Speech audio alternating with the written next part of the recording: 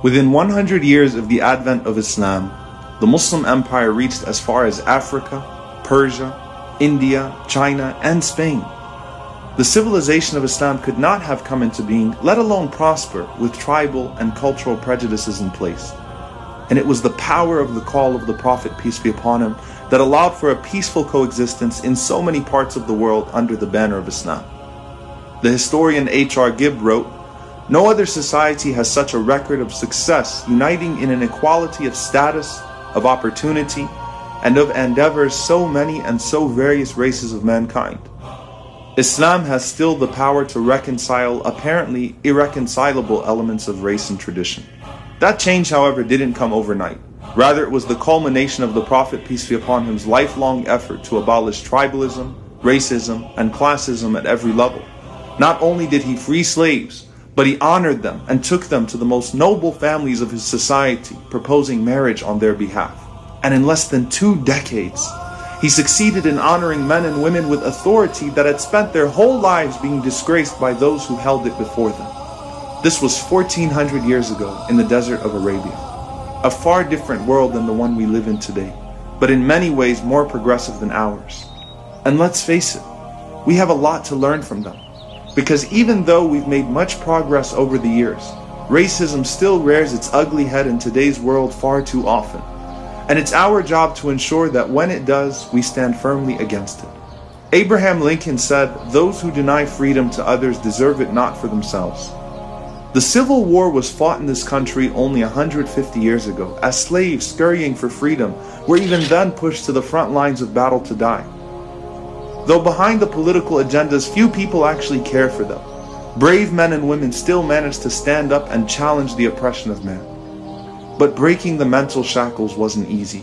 As Harriet Tubman said, "I freed 1,000 slaves, but could have freed 1,000 more if only they knew they were slaves." Nelson Mandela said, "There is no easy walk to freedom anywhere.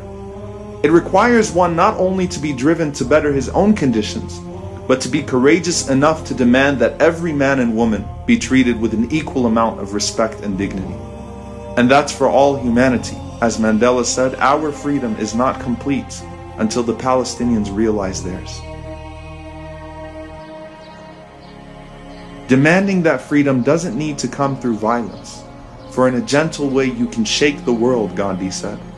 And this past century has no shortage of anti-racist and anti-colonial movements that did just that. Martin Luther King Jr. said that darkness cannot drive out darkness, only light can do that. Hate cannot drive out hate, only love can do that. He had a dream that one day on the red hills of Georgia, the sons of former slaves and the sons of former slave owners would be able to sit down together at the table of brotherhood. That his 4 little children would one day live in a nation where they would not be judged by the color of their skin, but by the content of their character. Malcolm, for much of his life, thought that universal brotherhood was impossible, saying, "I believe in the brotherhood of all men, but I don't believe in wasting brotherhood on anyone who doesn't want to practice it with me. Brotherhood is a two-way street," he said. But when he went on his Hajj pilgrimage to Mecca, he came to the realization that through the universal call of the Prophet, peace be upon him, all people could be united as one.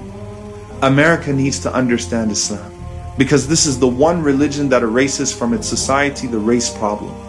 Throughout my travels in the Muslim world, I have met, talked to, even eaten with people who in America would have been considered white, but the white attitude had been removed from their minds by the religion of Islam.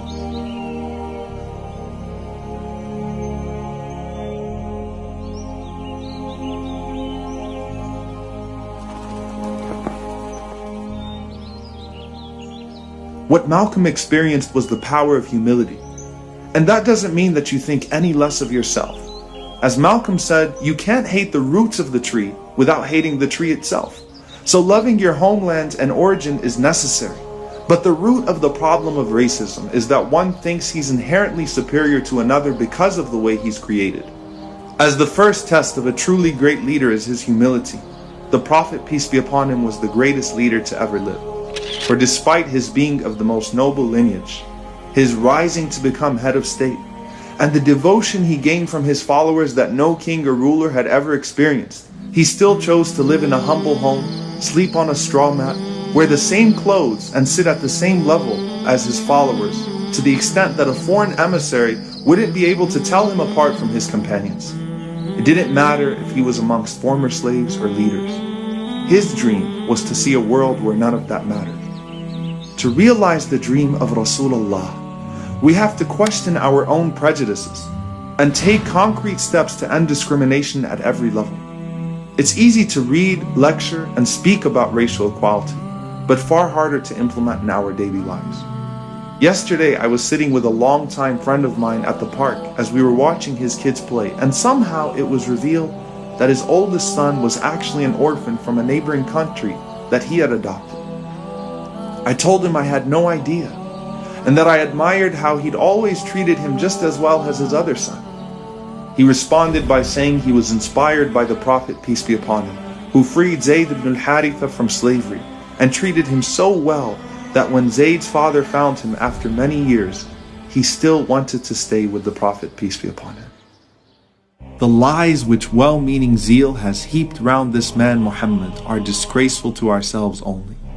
How one man single-handedly could weld warring tribes and wandering Bedouins into a most powerful and civilized nation in less than 2 decades.